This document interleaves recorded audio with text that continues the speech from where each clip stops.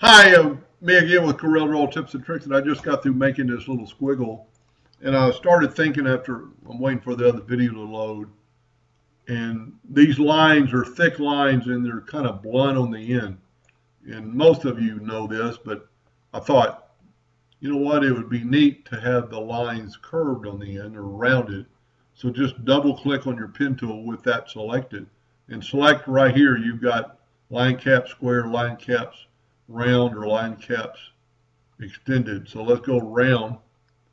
And what it did, it rounded those lines and make it look better. By doing that, it extended this out a little bit.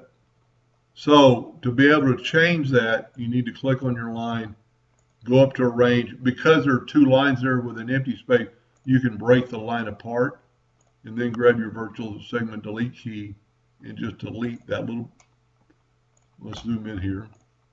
Should be able to delete just that little bitty node or a little bitty nub. Maybe it won't.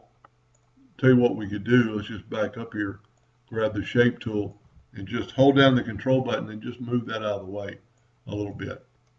Now your lines you might want to check your line length, but that should work. And I think it will look a lot better. I actually made my hooks a little bit different while I was waiting for the video because I'm going to save this and probably use it in the future. Anyway, hope that helped a little bit. Thank you for watching.